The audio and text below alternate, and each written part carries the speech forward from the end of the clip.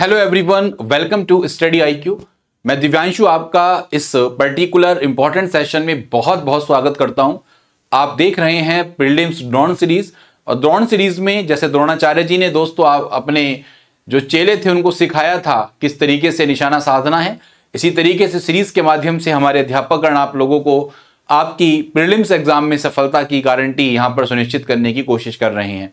तो ये बहुत इंपॉर्टेंट सीरीज है और इसी सीरीज में इकोनॉमिक्स में एक सबसे महत्वपूर्ण टॉपिक आपका बिहार बजट 2024-25 में आपके साथ यहां पर कवर कर रहा हूं। ये एक ऐसा टॉपिक है जो पेपर पॉइंट ऑफ व्यू से बहुत बहुत ज्यादा इंपॉर्टेंट आपको देखने को मिलेगा। मतलब इसकी कल्पना आप नहीं कर सकते। लास्ट मोमेंट में अगर आपको सक्सेस चाहिए तो आप बिहार बजट के टॉपिक को अच्छे तरीके से देख लीजिएगा। अब हम बात कर रहे हैं दोस्तों बजट की। तो सबसे पहले याद रखें, जो बजट शब्द का उल्लेख है वो हमारे संविधान में हमें कहीं पर भी देखने को नहीं मिलता। एक्चुअल में जो बजट शब्द है ये आता है एनुअल फाइनेंशियल स्टेटमेंट, यानी कि वार्षिक वित्तीय विवरण। साथियों बहुत ही सिंपल तरीके से इसको समझते हैं। देखिए, सबसे पहले हमारे संविधान में जब बजट शब्द का उल्लेख नहीं है तो इस वर्ड का उल्लेख मिलता है कहां पर? तो राज्य सरकारों के लिए जो बजट है वो आपके आर्टिकल 202 में मेंशन किए गए हैं, और केंद्र सरकार के लिए जो बजट आपका मेंशन किया जाता है वो आर्टिकल 112 में किया जाता है। 13 फरवरी 2024 को सम्राट चौधरी जी, जो कि बिहार के डेप्यूटी चीफ मिनिस्टर हैं और बिहार के वित्त मंत्री हैं, इनके द्वारा बजट को पेश किया गया। और ये अब तक का राज्य सरकार का सबसे बड़ा बजट आपको इतिहास में देखने को मिलेगा। तो जब 13 फरवरी 2024 को बजट पेश किया गया तो ये कौन से वित्त वर्ष के लिए किया गया? तो आप जानते हैं 2024-25 के लिए किया गया। 2024-25 का वित्त वर्ष क्या होगा? तो 1 अप्रैल 2024 से लेकर 31 मार्च 2024 तक 25 तक आपका वित्त वर्ष आपको देखने को मिलेगा। तो सरकार अपने बजट में यह बताती है कि जो अपकमिंग वित्त वर्ष है, जो वित्त वर्ष हमारा आने जा रहा है, उसमें सरकार के अनुमानित राजस्व क्या होंगे, सरकार को राजस्व की प्राप्ति कहां कहां से होगी, और एस्टिमेटेड गवर्नमेंट एक्सपेंडिचर, और सरकार अपने अनुमानित व्यय कहां कहां करेगी। सिर्फ इसी की चर्चा दोस्तों आपके बजट में की जाती है, क्योंकि ये 1 साल का है और इसमें हम वित्तीय विवरणों की बात कर रहे हैं, इसलिए इसको बोलते हैं वार्षिक वित्तीय विवरण। याद रखें, तो बजट में मेजरली फोकस किया जाता है कि सरकार को राजस्व की प्राप्ति कहां कहां से होगी और सरकार अपना व्यय कहां कहां करेगी। बात क्लियर?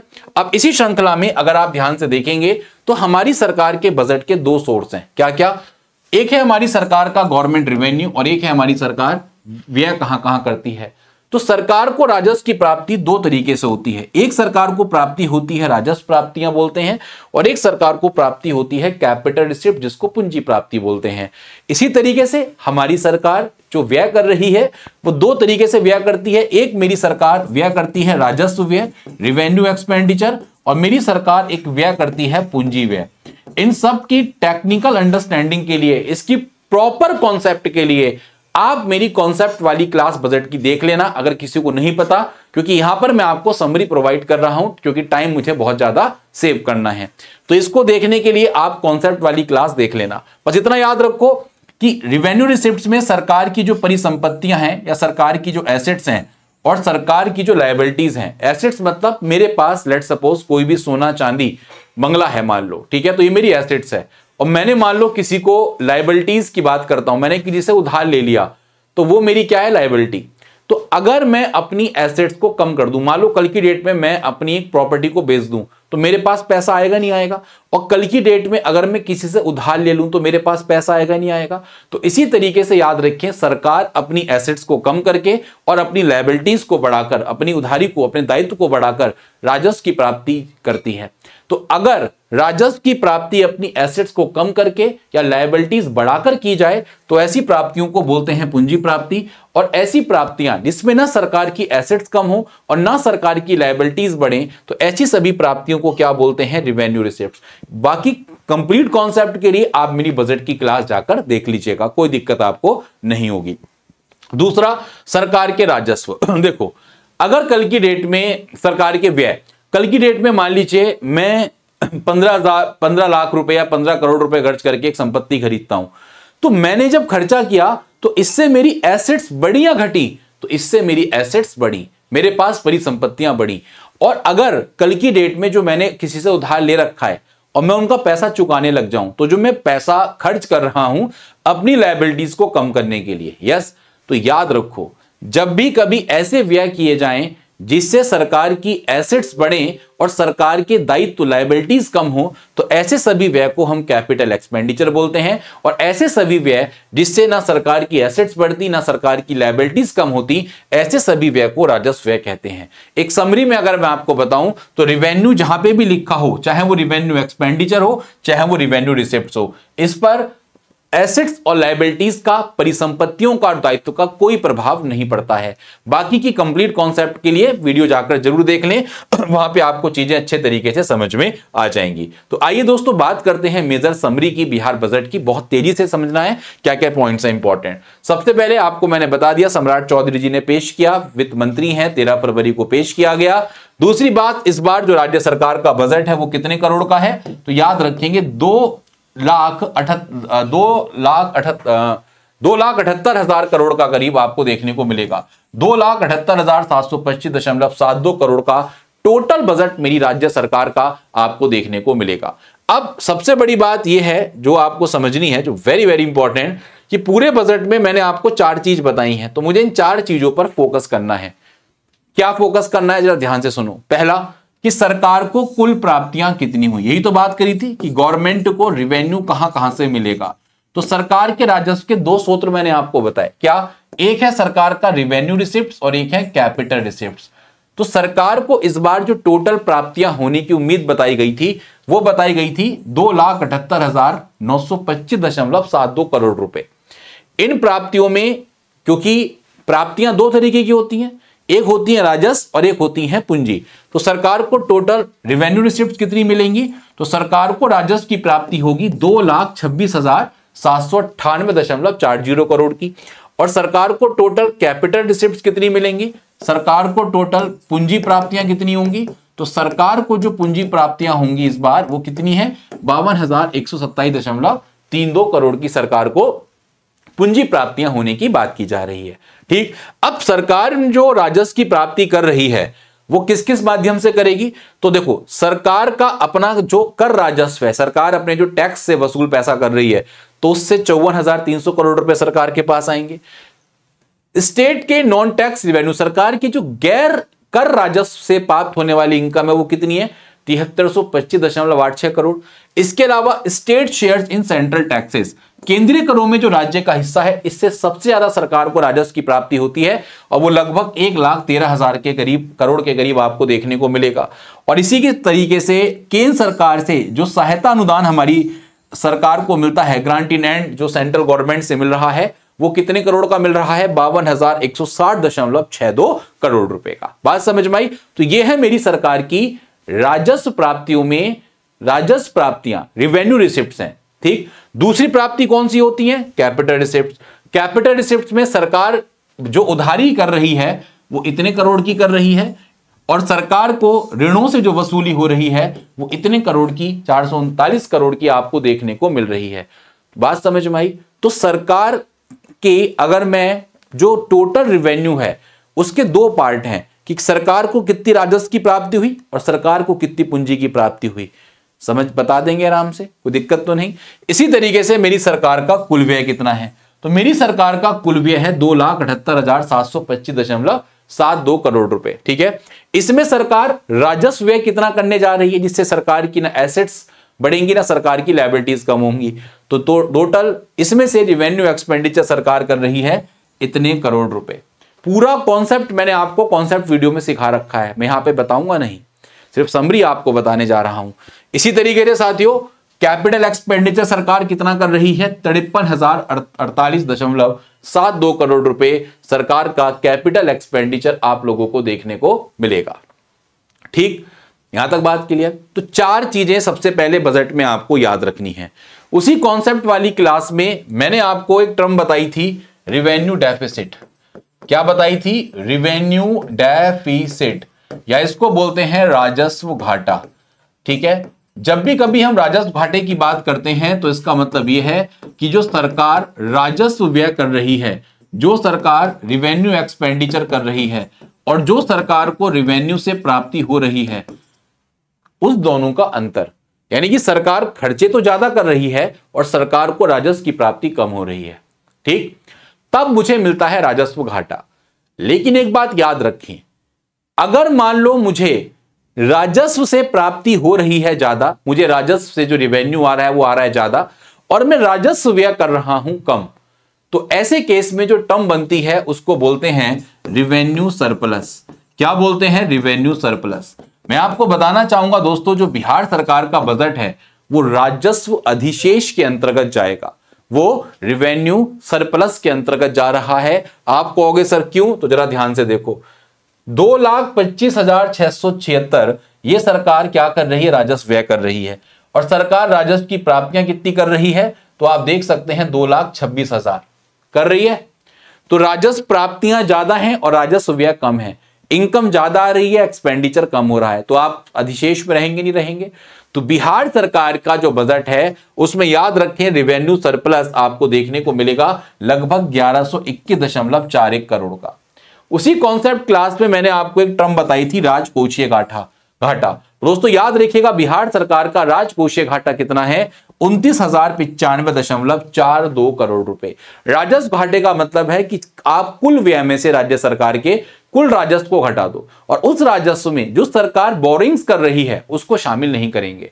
तो आपको क्या मिलता है दोस्तों? फिस्कल डेफिसिट मिलता है। मैं उम्मीद करता हूं यहां तक बात अच्छे तरीके से समझ में आ रही है, कोई दिक्कत नहीं है, ठीक। लेकिन बात यहां तक नहीं रुकेगी, ये तो कुछ इंपॉर्टेंट पॉइंट्स थे ही, लेकिन इसके अलावा कुछ मैं आपको और इंपॉर्टेंट पॉइंट्स बताने जा रहा हूं, उसको जरा अच्छे तरीके से समझ लें सब लोग, बहुत तेजी के साथ।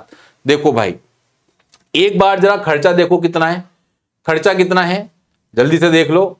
तो टोटल सरकार का जो खर्चा है इस बार वो कितना है? कितना है? कहां गया खर्चा भाई? ये रहा, एक मिनट रुकिएगा,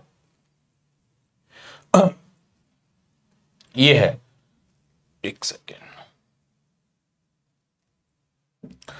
2,78,725 ये आपका सरकार का लगभग खर्चा है, ठीक है, कितने करोड़ रुपए।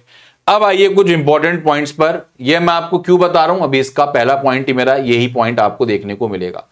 सबसे पहले आपको याद रखना है, इस बार जो टोटल एक्सपेंडिचर मेरी सरकार कर रही है वो पिछले साल का जो बजट एस्टिमेट किया गया था 2023-24 में उससे 16,840 रुपए ज्यादा कर रही है। देखो 261 है, 2,61,000 पहले 2023-24 में आपको देखने को मिला। अब इसमें कितने ज्यादा कर रही है? 16,000। तो ये कितना हो जाएगा? 2,78,000 आपको देखने को मिलेगा। 2,78,000 लगभग आपका बजट आपको देखने को मिलेगा। आपसे पूछ सकते हैं प्रीवियस ईयर का से कितना ज्यादा है, तो 6.4% प्रीवियस ईयर से ज्यादा एक्सपेंडिचर इस बार बिहार सरकार के बजट में आपको देखने को मिल रहा है, ठीक है। अच्छा, दूसरी चीज याद रखेंगे, जैसे मैंने आपको बताया था कि दो तरीके के खर्चे होते हैं, एक रिवेन्यू एक्सपेंडिचर, एक कैपिटल एक्सपेंडिचर। इसके अलावा आप एक चीज और याद रखेंगे, एक एक्सपेंडिचर और पढ़ने की कोशिश करें और उस एक्सपेंडिचर को बोलते हैं, जैसे एक होते हैं स्कीम में कितने खर्चे किए गए, राज्य सरकार योजनाओं में कितना पैसा खर्च कर रही है, और एक होते हैं कमिटेड एक्सपेंडिचर और एस्टैब्लिशमेंट एक्सपेंडिचर, ठीक है। तो इस बार कमिटेड मतलब जो करने ही करने हैं, कमिटेड मतलब जो करने ही करने हैं। तो इस बार सरकार के जो एस्टैब्लिशमेंट और कमिटेड एक्सपेंडिचर की अगर हम बात करते हैं 2024-25 में, तो एस्टैब्लिशमेंट एक्सपेंडिचर है सरकार के 1,78,706 के करीब, और यहां पर जो हमारा टोटल यानी कि एस्टैब्लिशमेंट एंड कमिटेड एक्सपेंडिचर दोनों की बात करें तो 1,78,706 करोड़ आपको देखने को मिलेंगे। समझ रहे हैं नहीं समझ रहे?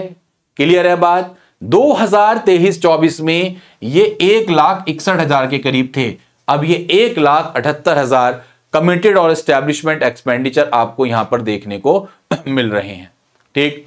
इसके अलावा अगला इंपॉर्टेंट पॉइंट है, जो गुड गवर्नेंस प्रोग्राम है 2020 से 25 तक चला था, तो इसमें अब आपको जानकारी होगी अंडर द 7 रिजोल्यूशन 2 की अगर हम बात करेंगे, जिसमें हम आत्मनिर्भर बिहार की बात कर रहे हैं, तो टोटल बजट प्रोविजन जो इस प्रोग्राम के तहत अलग अलग डिपार्टमेंट्स में आपको देखने को मिलेगा वो कितना है? 5,040 करोड़ रुपए आपको याद रखने हैं। तो इस बार याद रखना सब बच्चे कि गुड गवर्नेंस प्रोग्राम के तहत जो खर्चे आपको देखने को मिल रहे हैं, इसमें 5040 करोड़ का खर्चा आपको देखने को मिलेगा।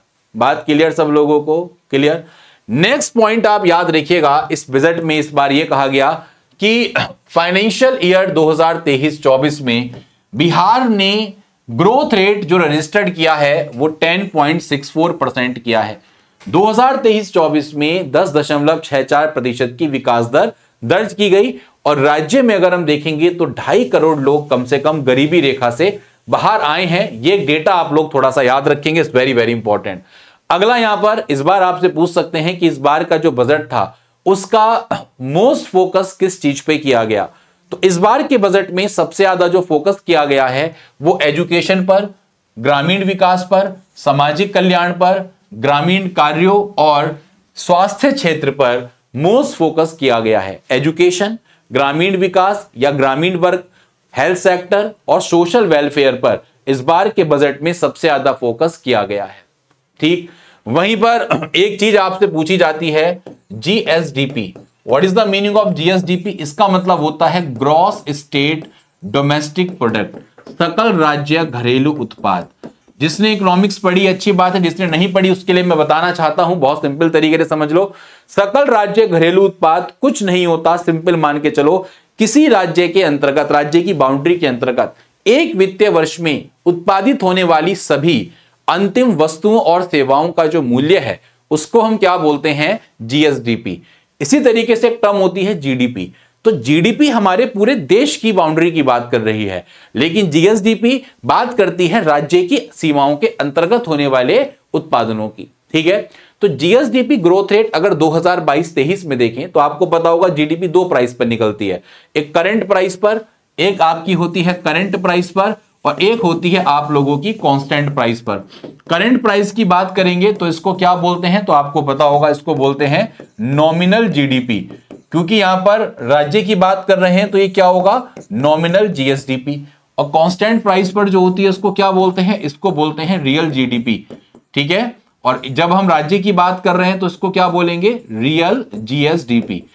और हमेशा कांस्टेंट प्राइस का एक बेस ईयर होता है, वो बेस ईयर क्या माना गया है? 2011-12। हमेशा 2011-12 आपका कांस्टेंट प्राइस का बेस ईयर आपको देखने को मिलेगा। तो जीएसडीपी ग्रोथ रेट 2022-23 में कांस्टेंट प्राइस पर कितना परसेंट? 10.64%। और GSDP growth rate current price पर 2023-24 में कितना आया? तो 15.5% ही आपका क्या किया गया था? एस्टिमेट किया गया था। इस बात को ध्यान रखिएगा। इसी तरीके से GSDP growth rate current price पर, करंट कीमतों पर 2024-25 में कितना एस्टिमेट किया गया? तो याद रखें 13.5%। Very important point for paper point of view. आपसे पूछ सकते हैं GSDP growth rate current price, यानी कि हम बात कर रहे हैं नॉमिनल, किसकी? नॉमिनल करंट प्राइस की बात कर रहे हैं। कितना एस्टिमेट किया गया? तो 13.5% आपको यहां पर याद रखना है। मैं उम्मीद करता हूं आराम से इस क्वेश्चन का आंसर आप कर देंगे। ठीक, अब ये 13.5% जो इंक्रीमेंट है ओवर द प्रीवियस ईयर, ये कितना है, कितनी कीमत है, ये जानना भी आप लोगों के लिए बहुत जरूरी है। तो इसमें मैं आपको बताना चाहता हूं, जरा ध्यान से समझेंगे। Gross state domestic product state का 2024-25 के लिए करंट प्राइस पर जो एस्टिमेट किया गया है वो है कितना? ये इतना, कितना दोस्तों? इतना, कितना? 9,76,514 करोड़। कितना इंक्रीमेंट दिखा रहा है? 13.5% over the previous year. Next है 2023-24 की अगर मैं आपसे बात करूं तो जीएसडीपी बिहार की कितने परसेंट इंक्रीज करने का अनुमान बताया गया? तो याद रखें 15.5% यहां पर बढ़ोतरी की बात की गई है। ठीक, इसी तरीके से एक चीज और याद रखेंगे, आपसे पूछा जाता है, जैसे होता है ना पर कैपिटा इनकम, प्रति व्यक्ति आय। प्रति व्यक्ति आय में क्या करते हैं हम? टोटल जो नेशनल इनकम है उसको टोटल पॉपुलेशन से डिवाइड करते हैं। इसी तरीके से एक होती है per capita GSDP. Per capita GSDP में आप क्या करेंगे? टोटल जो आपका जीएसडीपी आई उसमें आप राज्य के जो पॉपुलेशन है उसको डिवाइड कर दो, तो उससे निकल के आती है पर कैपिटा जीएसडीपी। तो प्रति व्यक्ति सकल राज्य घरेलू उत्पाद अगर हम वर्तमान मूल्यों की बात करेंगे बिहार में 2022-23 में ये एस्टिमेट किया गया था 59,637। ये हमारे पास एक्चुअल डेटा हमें देखने को मिल रहा है। और अगर हम इसमें देखें तो ये याद रखें 14% की वृद्धि को दर्शा रहा है। और राष्ट्र का कितना था 2022-23 में? तो हमारे नेशनल का पर कैपिटा जीडीपी जो प्रोजेक्ट किया गया था वो 1,96,000 के करीब किया गया था। ठीक है, तो 1,96,000 हमारा नेशनल पर कैपिटा जीडीपी, हमारे पूरे नेशनल पर कैपिटा जीडीपी था। और ये हमारा बिहार का आपको देखने को मिल रहा है। ठीक है, इसी तरीके से इस बार के बजट में अनएम्प्लॉयमेंट के डेटा जारी किए गए और इसमें बोला गया कि पीरियोडिक लेबर फोर्स सर्वे, जो आपका आवधिक श्रम बल सर्वेक्षण है, ये जुलाई 2022 से जून 2023 एक साल की बात कर रहा है। तो इसमें बोला गया कि जो एम्प्लॉयमेंट रेट है बिहार में, इंपॉर्टेंट है याद रखना, ये 3.9% आपको बताया गया और ये नेशनल लेवल से ज्यादा आपको देखने को मिलेगा। नेशनल लेवल कितना था? 3.2% था। ठीक, यहां पर बोला गया कि जो बेरोजगारी है 15 से आपकी 29 वर्ष के लोगों में, एज ग्रुप में, वो आप लोगों की 13.9% थी। कितनी थी? 13.9% हमें देखने को मिली। और अगर हम पूरे राष्ट्र की बात करते हैं तो वो याद रखें 10% थी। कितनी थी? 15 से 29 में 10% आपको देखने को मिलती है, ये बात ध्यान रखें। ठीक भाई, क्लियर बात, कोई दिक्कत तो नहीं। इसके अलावा मैंने आपको रेवेन्यू और कैपिटल एक्सपेंडिचर के बारे में बता दिया है कि जो राजस्व और हमारा पूंजी व्यय है बिहार राज्य सरकार का, वो कितना बताया मैंने आपको? 225,676 और 53,048,72। ठीक, अरे बोलो। तो आपसे पूछे कि टोटल जो बिहार सरकार ने अपना खर्चा बताया था 2,78,725.72 करोड़ रुपए, उसका कितना प्रतिशत राजस्व व्यय है और कितना प्रतिशत कैपिटल आपका एक्सपेंडिचर है? तो याद रखें टोटल खर्चे का जो रिवेन्यू एक्सपेंडिचर है वो 80.97% आपको देखने को मिलेगा। ठीक है, और आपसे पूछा जाए कैपिटल एक्सपेंडिचर कितना है, तो कैपिटल एक्सपेंडिचर 19.03 आपको देखने को मिलेगा।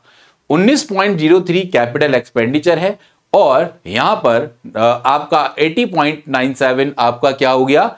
रिवेन्यू आपका यहां पर एक्सपेंडिचर आपको देखने को मिलेगा। रिवेन्यू सेविंग या इसको आप क्या बोल सकते हैं? Revenue surplus.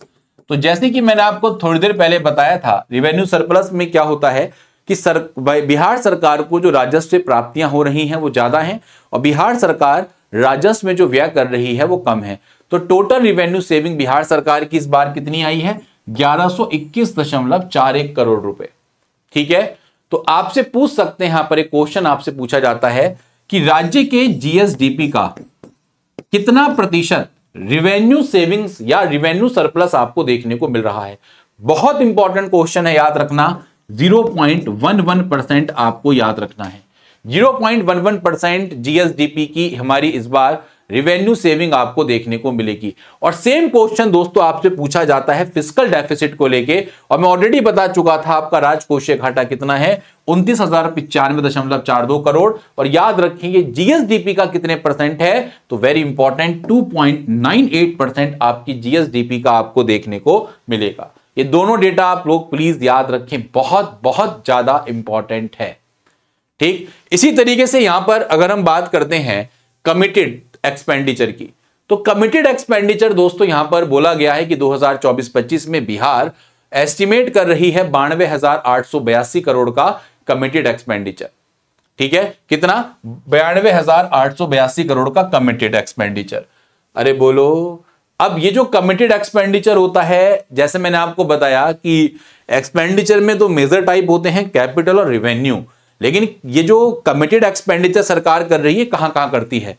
तो कमिटेड एक्सपेंडिचर सरकार करती है सैलरीज पर खर्चा कर दिया, पेंशन पर खर्चा कर दिया, इंटरेस्ट पेमेंट्स कर दिए। ये सरकार के क्या है? कमिटेड एक्सपेंडिचर का पार्ट आपको देखने को मिलेंगे। कुछ दिक्कत किसी बच्चे को हो तो बताओ जल्दी से, बोलो जल्दी से। क्लियर बात? तो फिस्कल डेफिसिट कितना है दोस्तों? जरा आंसर करें। 2.98% ऑफ जीएसडीपी। अगर मैं आप लोगों से यहां पर कहूं कि फिस्कल डेफिसिट लास्ट 3 इयर्स की अगर मैं आपसे बात करूं तो ये 2024 का हो गया 2.98%, 23-24 में 8.9% था, ये 3.47%। तो मुझे बताओ ये डेक्लाइन है, क्या ये अच्छी बात है बुरी बात है? कमेंट सेक्शन में आंसर करना सब बच्चे। अगर 2.98% है तो ये अच्छी बात है बुरी बात है राज्य सरकार के लिए? अरे बोल दो भाई। और इसी तरीके से अगर मैं रिवेन्यू सेविंग्स की बात करूं तो रिवेन्यू सेविंग सरकार को इस बार कितनी हो रही है? 0.11%। 2023-24 में ये 0.52% हमारे राज्य के जीएसडीपी के बराबर आपको देखने को मिलेगी। ठीक, क्लियर? इसी तरीके से कुछ और इंपॉर्टेंट डेटा आप याद रखें। करंट प्राइस पर 2022-23 के प्राइस की चर्चा यहां पर की गई है। बिहार की अर्थव्यवस्था के बारे में पूछा गया है।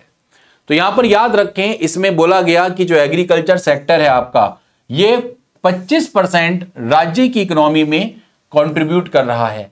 तो इसमें कितना ग्रोथ रेट आपको देखने को मिला? 6.7% का ग्रोथ रेट हमें देखने को मिल रहा है। बात समझ में आई? इसी तरीके से मैन्युफैक्चरिंग सेक्टर कितना कंट्रीब्यूट कर रहा है राज्य की इकोनॉमी में? तो ये कर रहा है 17% के आसपास। ठीक है, तो ये कितना ग्रोथ रेट इसने अचीव किया? 6.8%। और इसी तरीके से हम देखते हैं सर्विस सेक्टर का, तो ये सबसे ज्यादा कंट्रीब्यूशन सर्विस सेक्टर आपका कर रहा है। और ये कितने परसेंट है दोस्तों? 58% है। और कितना ग्रोथ रेट है यहां पर? 13% ग्रोथ रेट। तो तीनों सेक्टर में कितना प्रतिशत ग्रोथ रेट यहां पर अचीव किया जा रहा है, ये भी आपने पढ़ने की क्या की यहां पर कोशिश की। ठीक है भाई, बात क्लियर? इसी तरीके से एक क्वेश्चन आपसे और पूछा जाता है। जब मैंने आपको बजट पढ़ाया था, समझाया था, जो प्रीवियस क्लासेस आपने इसी चैनल पर देखी होंगी, तो उसमें मैंने आपको बताया था कि कहां से पैसा आता है और रुपीज गोज, पैसा कहां जाता है। तो यहां पर रुपीज कहां से आया है थोड़ा ध्यान से देखें। तो केंद्रीय करों में राज्य का हिस्सा, इससे 40% के करीब पैसा आया लगभग। गारंटी नेट से 18% पैसा आया। गवर्नमेंट टैक्स रिवेन्यू से लगभग 19.47% आया। लोक ऋण लेकर सरकार ने 18.82% की प्राप्ति यहां पर की है। राज्य के कर भिन्न राजस्व से यानी कि नॉन टैक्स रिवेन्यू से लगभग 2% और रिकवरी ऑफ डेट से 0.16%। सबसे ज्यादा सरकार को जो पैसा रिवेन्यू की प्राप्ति हुई है वो हुआ है केंद्रीय करों में, जो राज्यों का हिस्सा है उससे सबसे ज्यादा पैसा हमारे सरकार को मिला है। इसी तरीके से आपसे पूछते हैं रुपीज गोज टू कि खर्चा कहां कहां हुआ। तो सामाजिक सेवाओं में जो खर्चा देखने को मिल रहा है वो 38.89%, जनरल सर्विसेज सामान्य सेवाओं में 29.95%, वित्तीय या आर्थिक सेवाओं में 22.68% आपको देखने को मिलेगा। लोक ऋण जो हम पेमेंट कर रहे हैं, पब्लिक डेट का जो पेमेंट कर रहे हैं उसमें 8%, लोन एंड एडवांसेस में 0.44%, सहायता अनुदान और अंशदान में 0.01% हमारा खर्चा आपको देखने को मिल रहा है। तो यहां पर सरकार अपना मेजर पैसा दे रही है। तो सरकार सबसे ज्यादा खर्चा कहां कर रही है? तो याद रखें, सोशल सर्विसेज में, सामाजिक सेवाओं में सरकार सबसे ज्यादा पैसा खर्च कर रही है। वहीं पर साथियों आपसे पूछ सकते हैं कि अलग अलग डिपार्टमेंट्स के आउटले बताइए इस बार के बजट में। तो आप थोड़ा सा इसकी टर्म्स याद ना करके परसेंटेज जरूर याद रखना, और ये याद रखना कि सबसे ज्यादा जो खर्चा हुआ है वो किस डिपार्टमेंट के प्रति हुआ है। तो सबसे ज्यादा जो खर्चा आपको देखने को मिलेगा, याद रखें, वो 18.89% शिक्षा विभाग पे हुआ है। तो आप एक शिक्षा विभाग देख लो, काफी इंपॉर्टेंट है पेपर पॉइंट ऑफ व्यू से। एक पंचायती राज विभाग देख लेना, पीडीएफ में आपके साथ साझा कर दूंगा अपने टेलीग्राम चैनल पर, याद रखिएगा। तो ये इतना इंपॉर्टेंट नहीं है, लेकिन सबसे ज्यादा खर्चा आउटले किस डिपार्टमेंट में किया गया तो आप याद रखेंगे किस आउटलेट किस में किया गया, तो याद रखिएगा वेरी इंपॉर्टेंट आप लोगों का किसमें, शिक्षा विभाग या डिपार्टमेंट ऑफ एजुकेशन में किया गया। अब यहां पर यूजफुल फैक्ट्स एक बार क्विक रिव्यू जल्दी से देख लेते हैं। तो सबसे पहले राजकोषीय घाटा कितना है जीएसडीपी का? 2.98%। इसके अलावा जो राष्ट्रीय बचत है यानी कि रेवेन्यू जो सरप्लस है वो कितना है? 0.11%। ठीक है, बिहार का जीएसडीपी ग्रोथ रेट 2022-23 में कितना रहा? 10.64%। बिहार गवर्नमेंट 7 निश्चय 2 में कितना आवंटन कर रही है? 5040 करोड़ का।